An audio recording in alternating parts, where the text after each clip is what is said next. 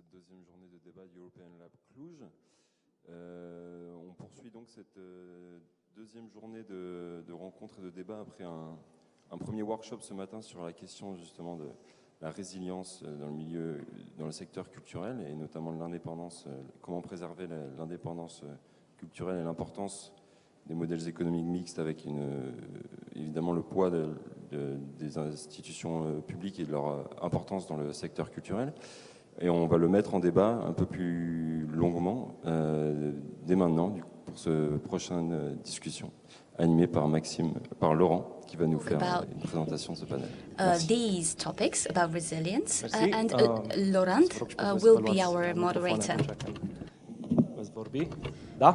I will speak Romanian. I hope you can all hear me. Hello, everyone. I'm really happy to be here at the second day of European Lab. Our panel today is called Promises Towards a Resilient Cultural Sector. I'm really happy to have some very bright people here who are also my friends. Miki, BRANISTE, president of the Paintbrush Factory, hello, and a former director of Tournimage Festival. I'm saying former because unfortunately the festival no longer exists. Iulia POPOVICI, art critic, a performative art critic, and one of the founding members of the Transsectorial Association of Independent Cultural Workers.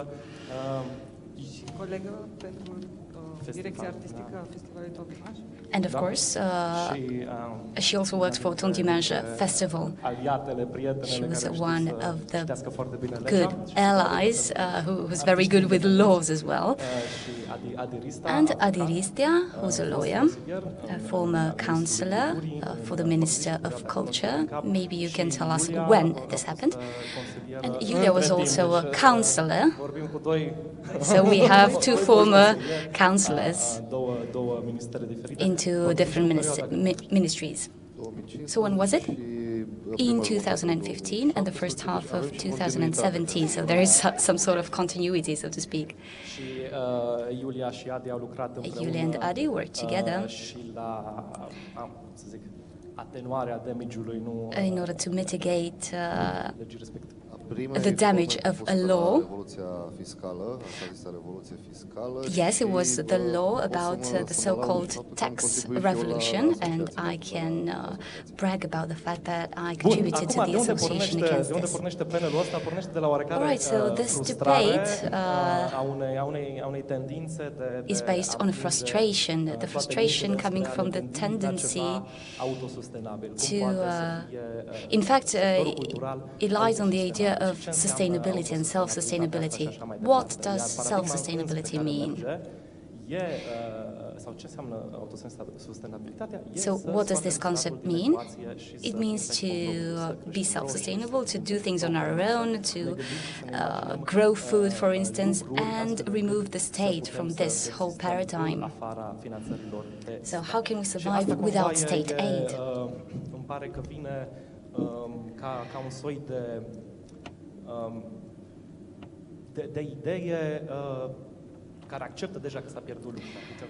This means that we already accept the fact that the struggle has been lost. It's a post-apocalyptic scenario, so everything is lost. Let's see what we can do now once the state has been removed.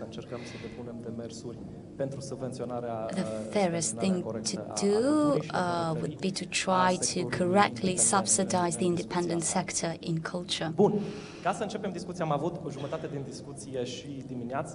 We had our discussions this morning at the workshop, but I would like to start this discussion by putting forward a few words that we're going to use. Cultura nu se manifestă sau e îndeplinită atât de instituții de stat cât și de operatori care nu sunt de stat, da? Operatori state operators as well as independent operators are part of culture. So the first question, and I would like Iulia to make this distinction, maybe for the umpteenth time, between the two categories. Yes, it's a struggle for terminology, for vocabulary, so to speak. Historically speaking, after 1990, the first non-public theatre initiatives were called private companies, and that is because they wanted to establish a historical connection with the interwar period. For instance, of Lucia Sturza Bulandrasic, Alexandrescu's companies. To this day, many people don't know that including those private companies benefited from public subsidies.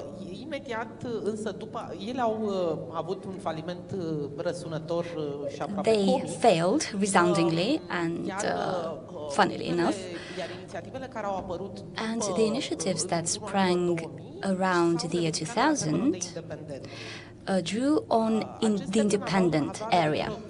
And this term, concept independent, related to the independence of making decisions, of choosing what you want to play, in fact, on stage.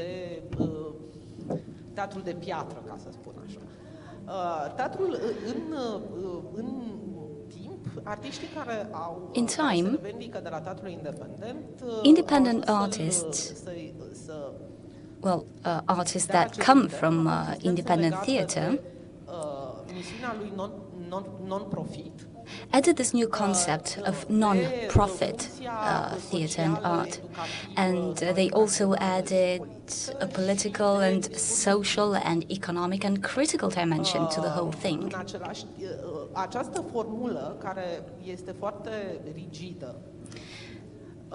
This very rigid formula, because the artists working within this sector are very attached to this definition.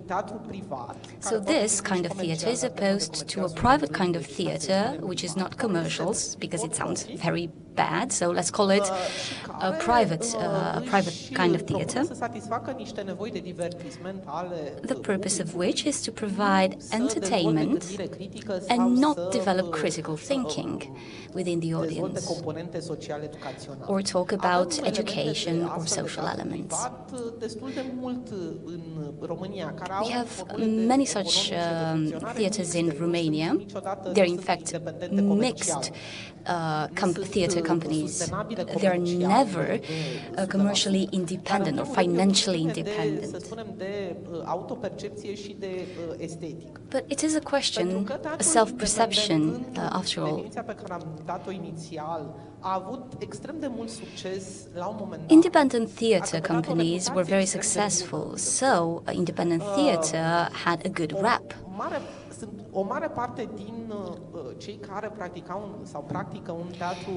Many of those involved in theatre that's meant to provide entertainment. So these people call themselves independent, and they wanted to benefit from the glamour, the intellectual glamour and the good reputation revolving around independent theatre. But this distinction is fundamental. And I think artists should make this distinction first and foremost. It's very important to say that independent theatre doesn't have to make money, doesn't have to make profit. Independent theatre doesn't have to satisfy everybody's tastes. Independent theatre doesn't have to be self-sustainable because its mission is different. We have public services, for instance, whose mission is very specific. Am citit într-o grilă de admitere la Facultatea de Drept de anul trecut. I read somewhere the definition of work as it is understood by economic thinking. And the definition was, work is voluntary activity. A voluntary activity meant to satisfy the needs for consumption, which would eliminate about 50% of the population from the working environment. But that's that. So independent theatre does not tackle consumption needs. All right, so between the non-statal operators, so private operators,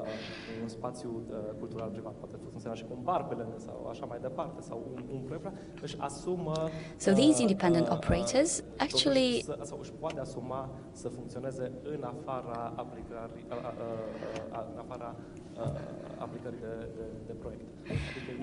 can function outside of subsidies. They don't necessarily apply for cultural projects. Whereas independent operators do quite the opposite. Yes, but I do need to mention the following thing. There are financing sources where independent theatre and private theatre compete. I'm talking about sponsorship now.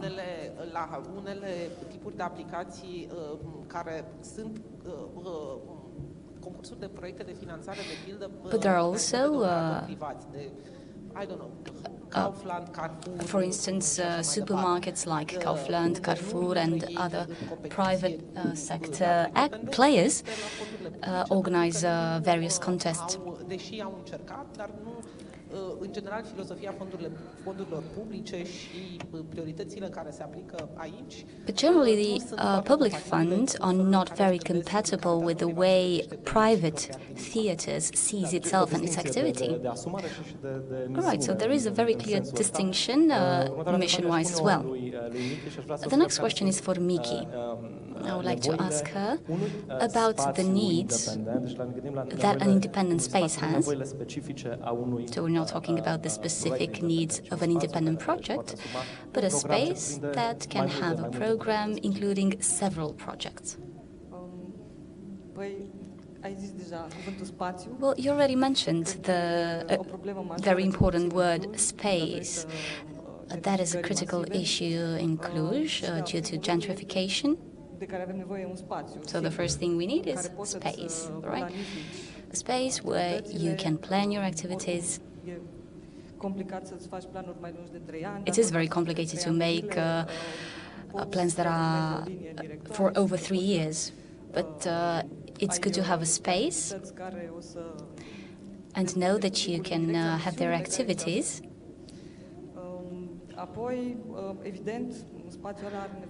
And of course, the space needs other things.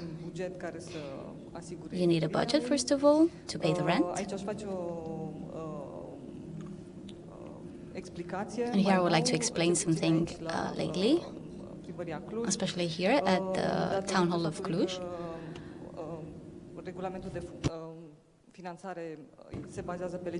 The financing regulation is based on Law 350, which makes a distinction between rent for offices and rent for other projects and activities and events. And lately you can only deduct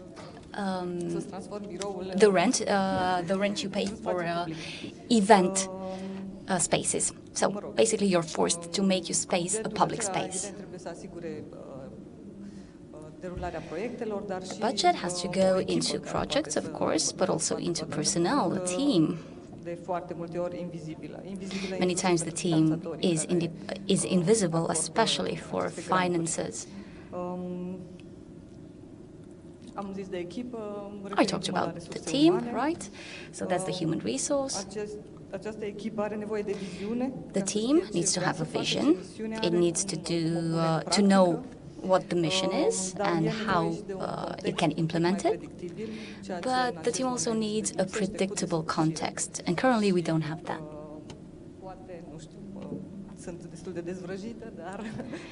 I'm quite disenchanted with this topic, but I still accepted your invitation here in order to come up with concrete proposals and see if we can have a new deal for culture. Another thing we need would be more cohesion within this cultural sector and less competition. And one more thing that's essential, we need facilitation between independent actors and grant forums like the county council, the town hall, and the Cluj Cultural Center. The latter's mission is to offer this kind of facilitation. And I would like to see this trend ascending, because we need facilitation in our relationship with the town hall. Shortly, that's what we need for an independent space in Cluj-Napoca. And as you were saying, Iulia, earlier, I think it's very important to know who your target audience is, how you want to carry out your mission, what your mission is, what your pace is.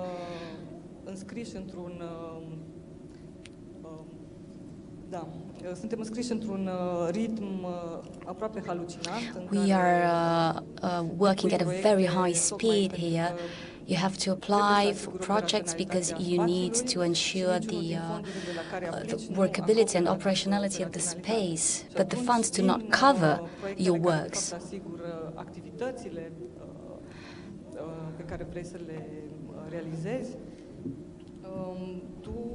So from the funds that you get, you have to use for the events as well as for the personnel and everything that goes in order to build the events, which is not feasible. So we need other possibilities and other resources in order to become sustainable. But I also believe that our main partner should be the state, and we shouldn't shift towards the economic field. Thank you very much, Miki. I would like to ask Adrian now to give us a brief presentation and introduction into the economic mechanisms of a cultural institution, a state cultural institution, and of a private cultural operator and an independent operator.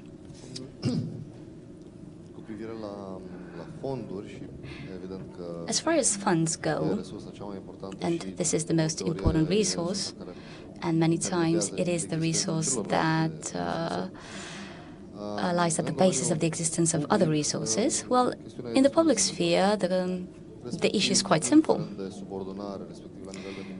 Regardless of subordination, the level of subordination, whether we talk about county level or city level,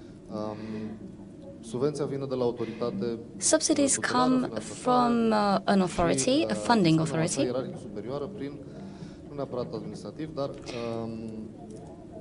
And this authority is superior, not necessarily from an administrative point of view, but because it organizes the management contest. So we're talking about public funding, whether they come from the local or regional level. On average, we're talking about 85–90% of the total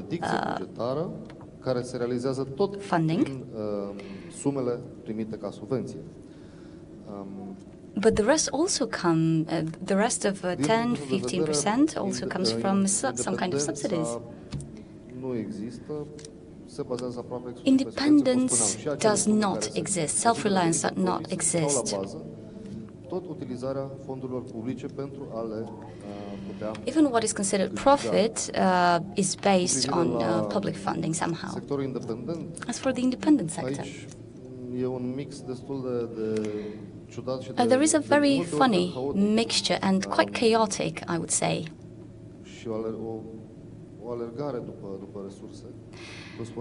There's a rat race for getting funding. As Miki was saying, you need to get money from a project in order to make your whole organization and your whole space sustainable. Și putem discuta de fonduri publice în majoritatea lor pe ordonanța 51, beginning with Ordinance 51, we can talk about public funding. Dar și aici e vorba de felul în care autoritatea publică se raportează la a oferi soluții. We can see how public authorities really tries to give real solutions, because along the lines of what you were saying, I think that through a legal loophole, spaces can be financed. Accesoriul urmează calea principală. Dacă poți să finanțezi principalul, atunci înseamnă că trebuie să găsesc și o variantă de a finanța accesoriu. So through this legal loophole, I think we can finance the main activity, which is the event, as well as the whole organization. A very important, and I think the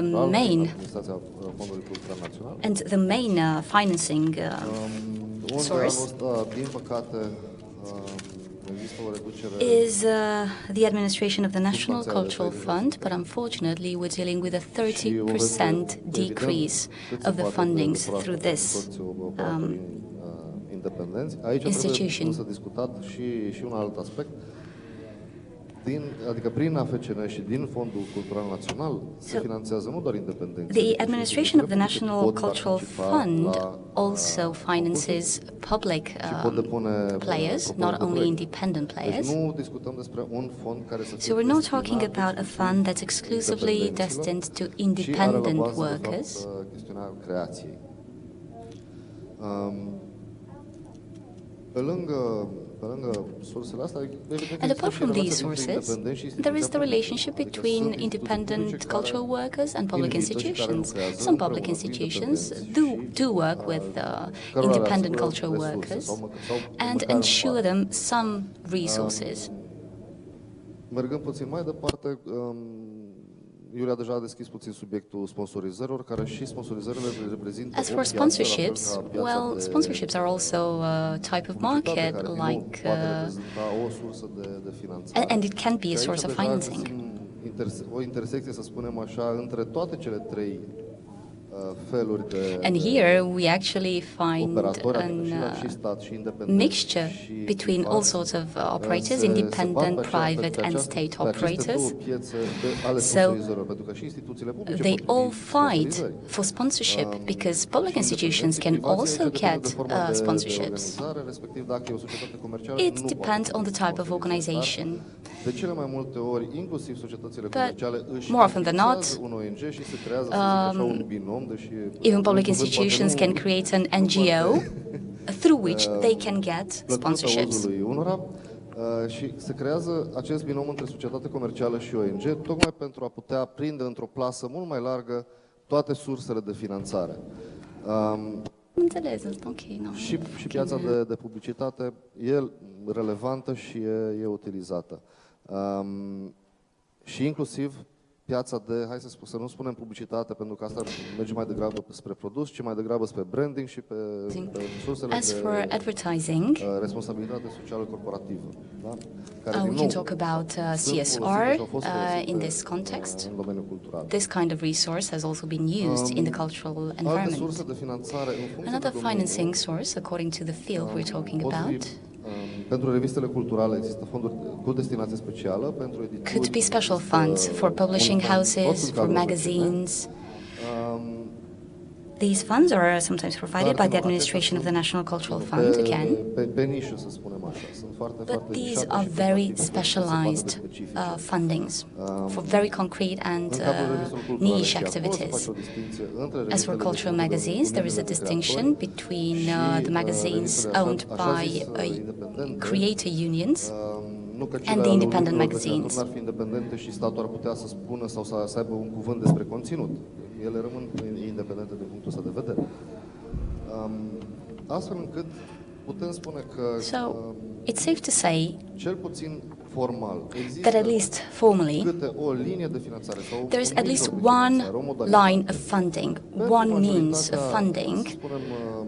Aspectelor regăsite în textul constituțional care se referă la accesul garantat. Most cultural institutions, most cultural heritage astfel încât, să spunem așa, pe o foaie de parcurs sunt bifate, cel puțin la nivel formal. So basically, at least formally, niște modalități we can access some kind of funding. Acolo unde discutăm despre a duce toate acestea în realitate, adică la modul concret. But how do we concretely access these fundings? Do they bring real solutions? Do they meet the needs of the cultural sector? Și micile, să spunem așa, asperități în lucru cu instituțiile publice. And of course, there's the difficulty of working with public institutions. I think these difficulties are inherent to working with public institutions. Iulia, would you like to add something? Yes, I wanted to add something. There are two specific elements. Cultural sector in Romania is actually under-regulated, not over-regulated. This is why we sometimes have situations where public institutions establish NGOs. Or another situation, and I'll explain why this is a problem. 21.5 million euros will be given to an NGO to manage the funds for the Timișoara Capital of Culture. Why the solution? First of all, it's easier to spend the money and there is no obligation regarding transparency. All expenses of the public institutions are public, as opposed to an NGO. If we're talking about an NGO, data is not public.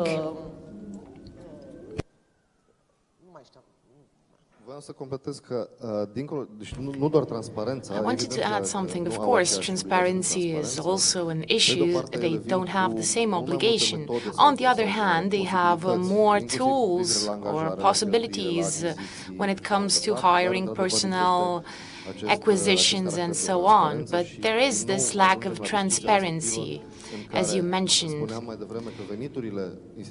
I was talking earlier, the funds that public institutions have, they have public funds, of course, a state theater. When it sells tickets, they still have in their budget funds from public authorities.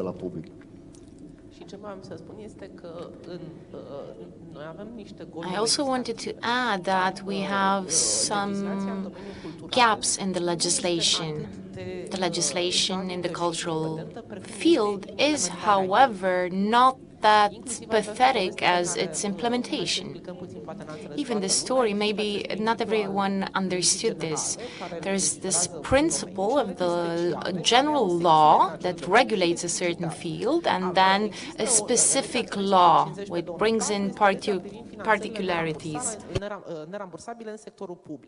Law number 351 regulates public funding for the cultural sector. If we're talking about environmental, sport projects, and so on, we have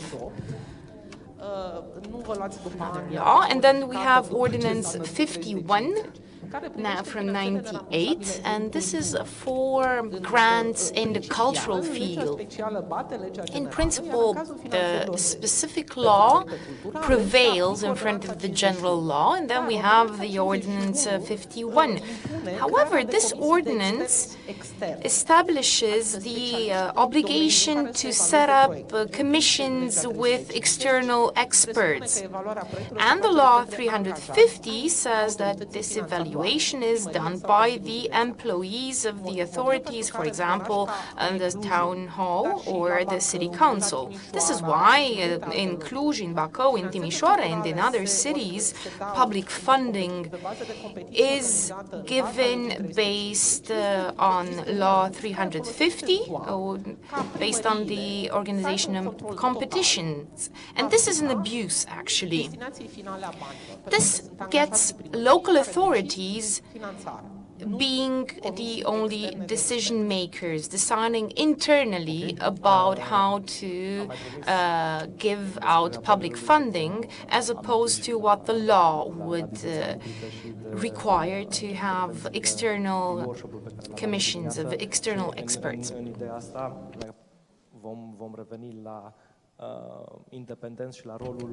Yeah, we'll for sure come back to independence and their role for the public interest.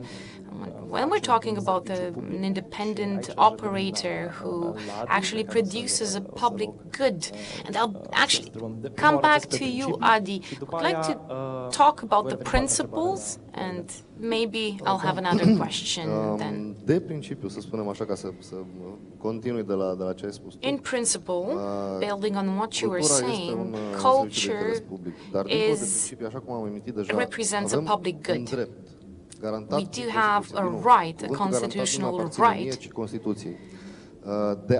This is the written text of the Constitution. We have a right to access to culture. At the same time, the state has certain obligations, relative obligations to foster the interest for culture, cultural production, and to finance, of course, the cultural sector. This morning at the workshop, we were talking about this aspect. Is culture a public good or not? And Iulia was mentioning an example, talking about electricity and water,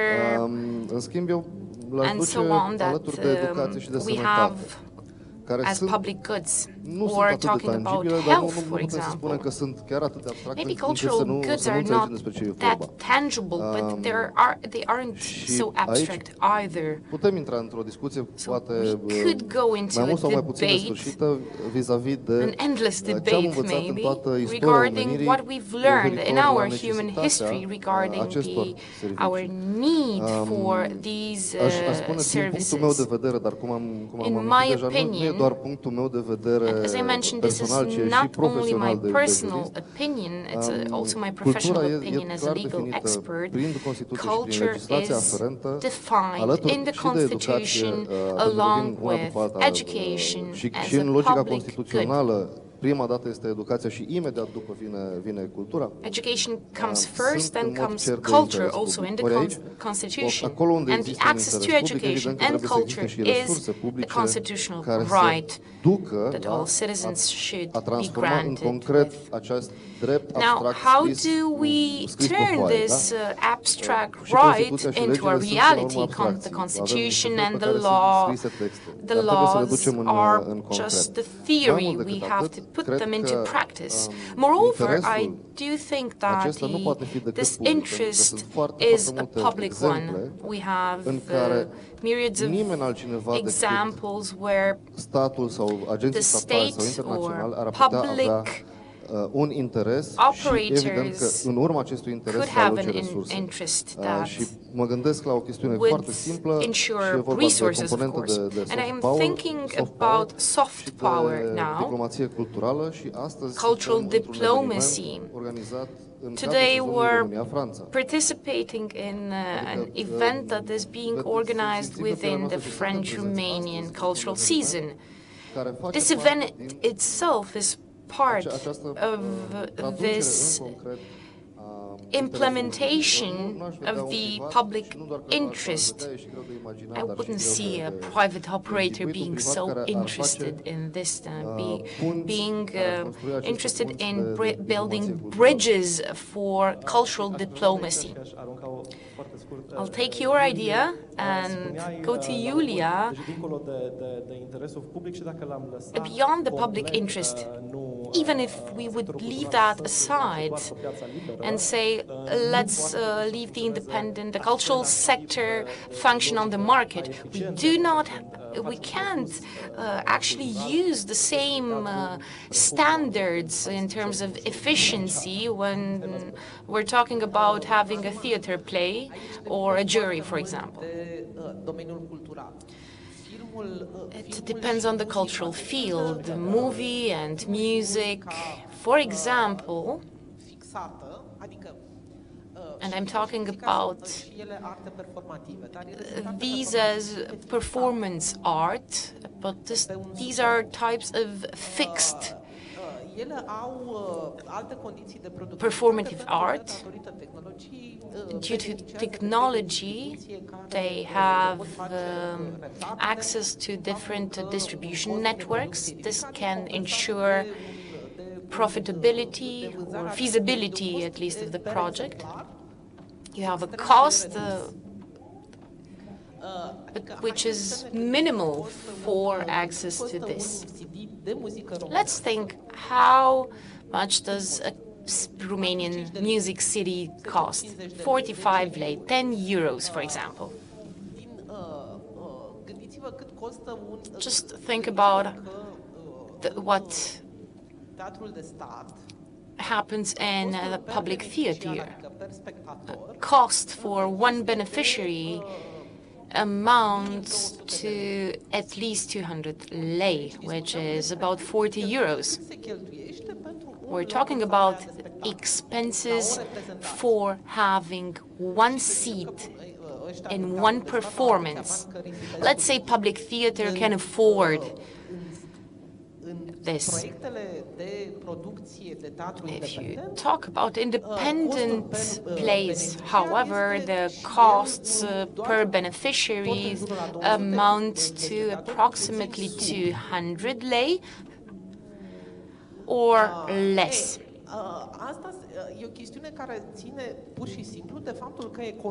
This is something that has to do with the fact that, economically speaking, performative art, live performative art, which does not have a support, have high production expenses,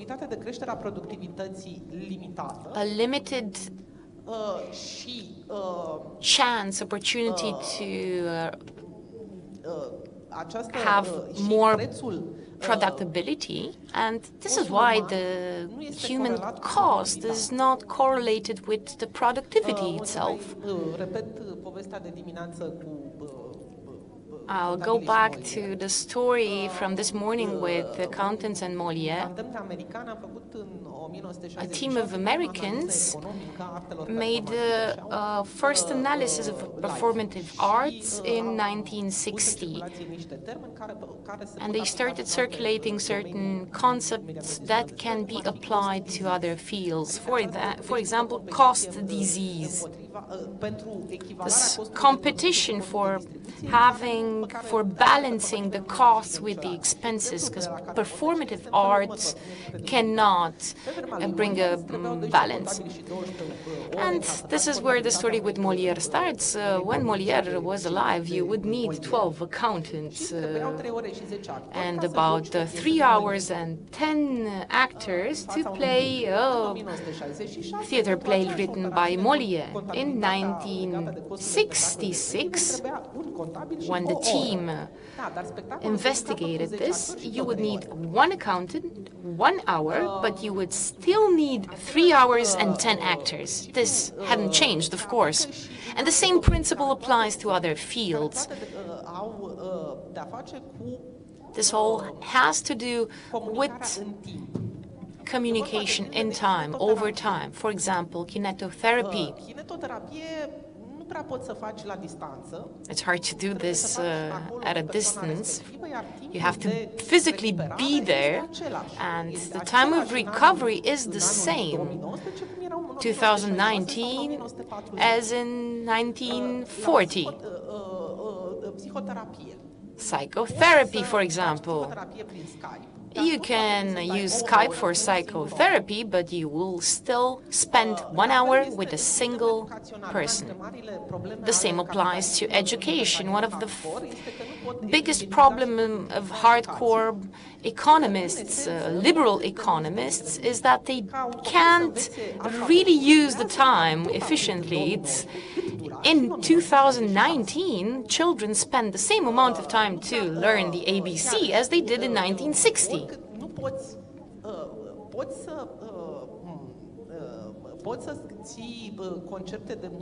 You can have music concerts in larger halls, but a classroom will still have a limit. There will be 30 pupils, tops.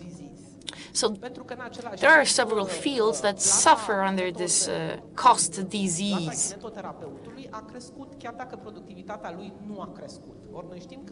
The pay a therapist gets has risen in time, although the time spent is the same. So this is not correlated to productivity as it happens in industry, for example.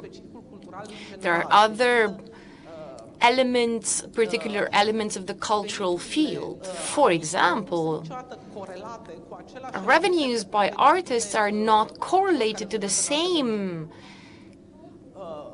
criteria as in other fields. In other fields, we have a correlation between education, experience, and the pay that you get.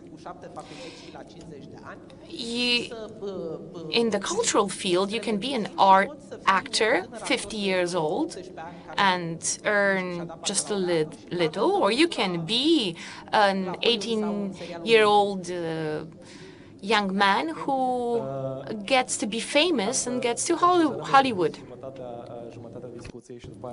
Just to summarize the first half of our discussions, and then I'll also give the floor to the audience here.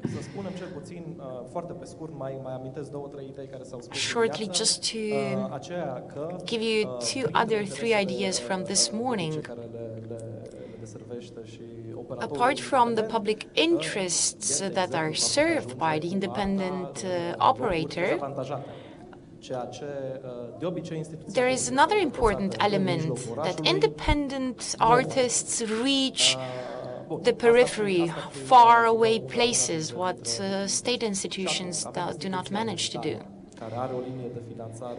Then we have public institutions that have a special line of funding. Then we have operators, independent cultural independence. I'm not allowed to say institution. Iulia won't allow this. So we have the operators then that apply for funding at the administration of the National Cultural Fund. There's a fund especially designed for creativity, not for independent creativity. So somebody who is creative applies for funding along with public institutions. This means that operator will be eliminated from the very beginning.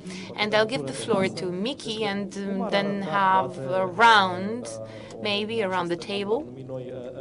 What do you think about this? Is there such a thing as a new deal for culture that we could develop? This could be a start for a discussion, but let's focus on the independent sector, please. What kind of funding would there be within a new deal? The administration of the National Cultural Fund isn't to blame, but they organize call for projects at the start of the year, and then you have to finish everything until autumn. This is very difficult. How do you envision funding under a new type of deal? We would need a fund especially for capacity building, I think, for institutional development. Iulia was saying we're operators, aspiring institutions at the same time. So there would be a need for a complementary fund along with the other lines of funding already existing. This would ensure, would give a guarantee, would make it possible to think on the long run, make a 3-year strategy, for example. And going back to another issue, the issue about the rent. In 10 years' time, we paid so much rent that we could have bought a building somewhere else. All this money we spent for the rent actually supported the owner of the building. So we help developers in Cluj so that they have a nice life.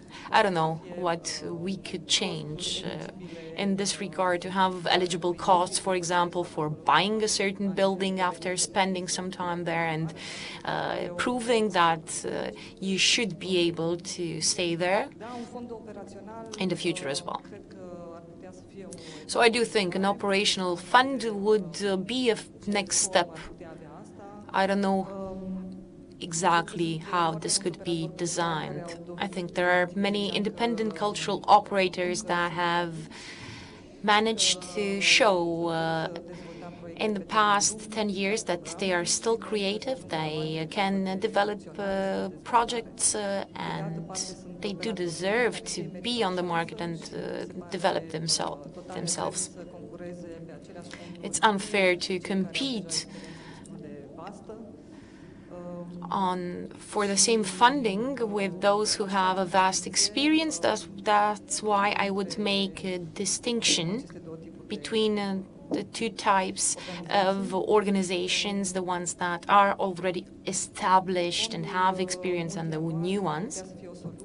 We could have a multi-annual funding, but 2 years pass very fast, so maybe there should be a certain structure set up that would allow you to function for at least 3 years. It's about predictability, being able to support yourself for a certain amount of time, to pay for the building and to have money for the team. And of course you have to change your approach. Every single year we were thinking, when we were organizing the theater festival, we were thinking what we could change, what other topics we could tackle with. You needed to reboot every now and then. Otherwise, you're stuck in the same patterns, applying for the same funding, and the only thing that will happen is to have this situation tire you out and leave, just leave. Yeah, that is why I mentioned spaces, to have spaces that could think of certain events, cultural events, not to have just a project, but a combination of projects. Yes, an activity that would represent a certain mission, at least for the midterm. Am încercat să subliniez mai devreme și nu știu dacă am făcut-o destul de bine când discutam despre accesul la. I wanted to highlight something, and I don't know if I was successful when talking about culture. Da, instituția de cultură cocoțată în centrul orașului. Public institution that is ar trebui să facă parte, zic eu, și mediul rural, unde infrastructura culturală lipsește aproape cu desăvârșire. Only operating in cities, you are right. There should be an access to culture in rural areas as well. What I was mentioning, the Constitution says that all citizens have free access. They have access. They need to have access. They have the right to access cultural events. But this is just in theory. The authorities should translate this right of the citizens into something very pragmatic that exists in reality. We could go on talking forever about this, but I think that the needs of the cultural sector,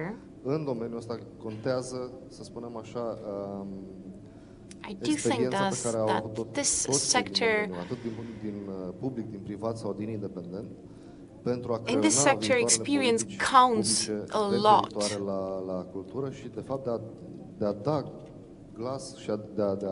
We should try to give voice to rights that are stipulated in the Constitution. This is a constitutional right, just like any other right in this country. deși în fapt s-ar putea să constatăm că e încălcat. We could say this right is limited, but it's actually not being observed. How do we implement strategies that are written? What do you recommend us as a lawyer? I don't know if this is a recommendation of a lawyer. As far as there is no standard, no norm, we're still stuck in debates. We're in the midst of conversations about funding and resources in general. As I mentioned earlier on, resources, in my opinion, should be public, given that the cultural field is of public interest. And we are talking about constitutional rights. Maybe this is a bit technical,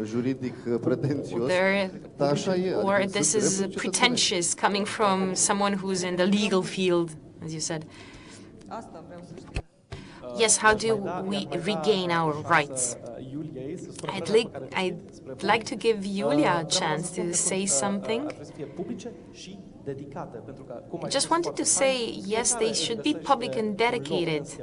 Everyone finds their own place in this structure, but this is completely mistaken. Iulia? How would this new deal for culture look like? How do you envision it? When you make a deal, you have to involve those that are impacted by the deal.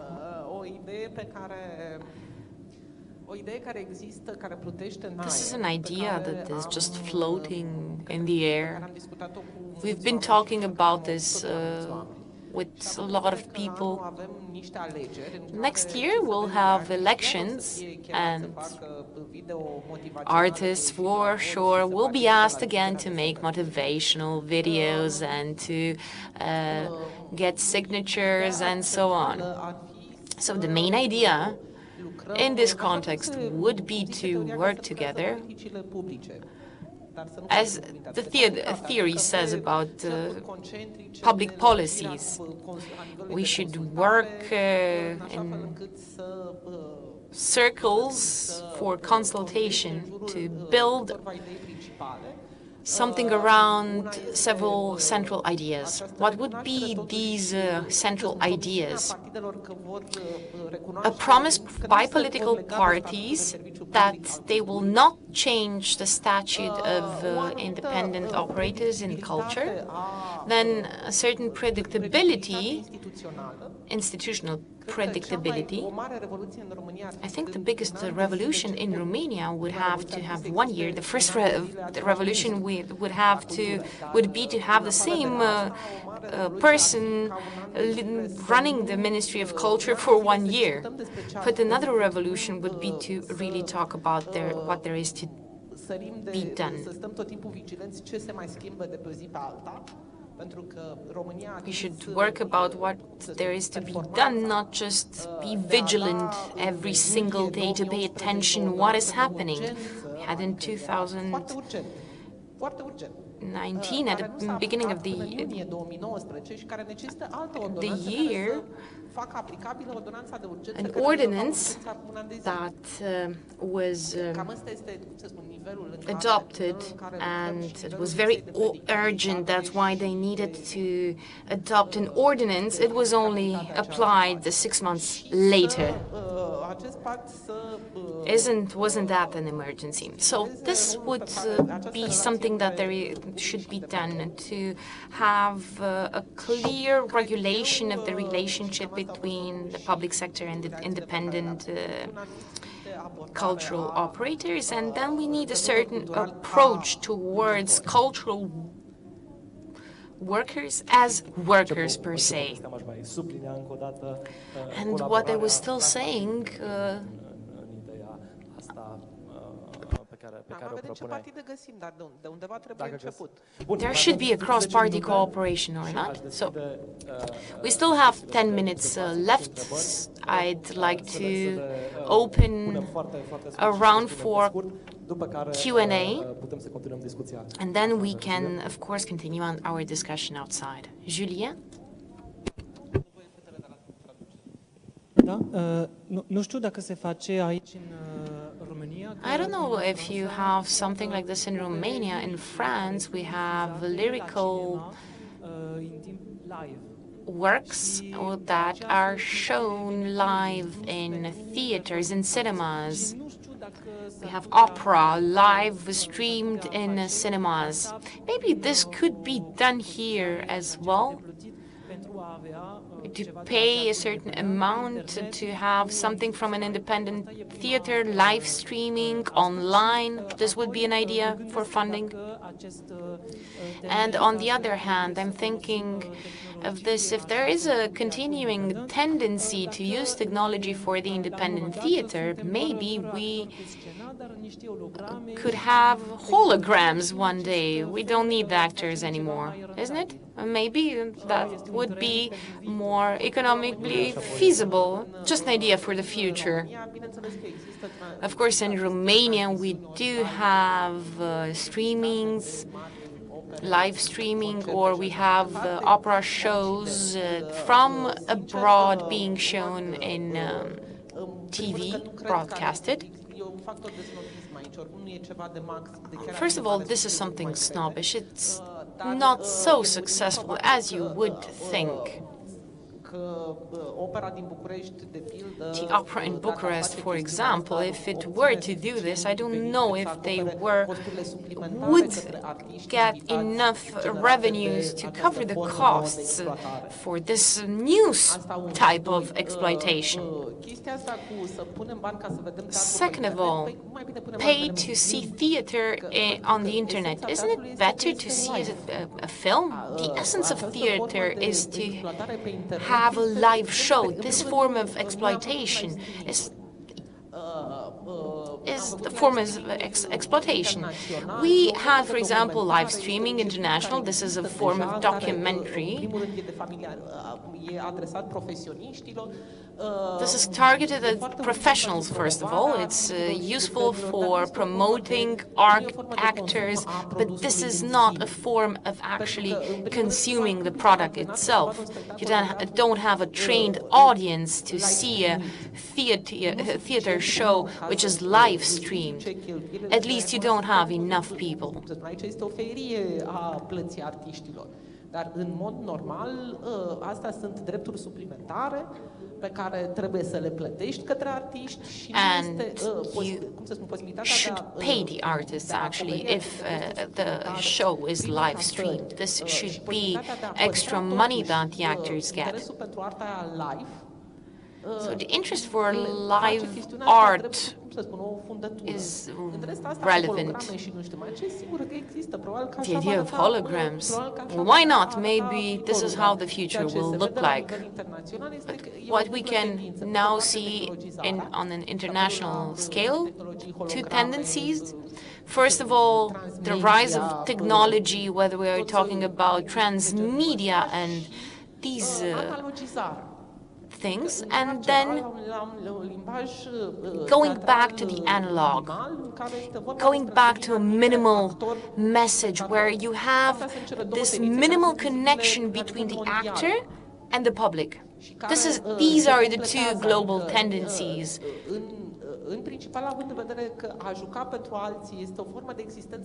Playing for other people is a form of human existence. We actually play all day long.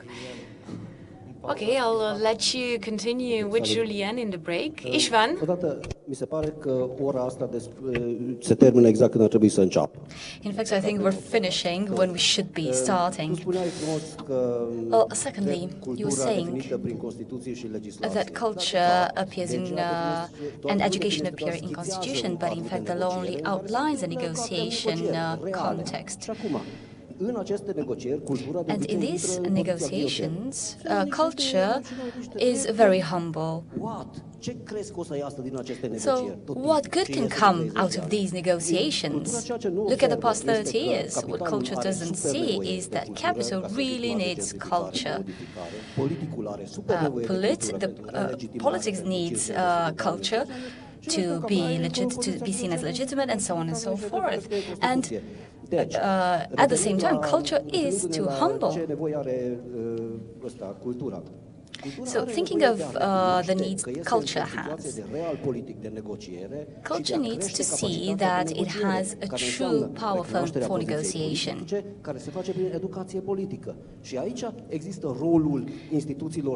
And here we have the role of special institutions. These special institutions that could help create new negotiating context and not just keep talking about efficiency, entrepreneurship, productivity, and so on and so forth. So this is an opening, in my view. If you act humbly, you will remain humble.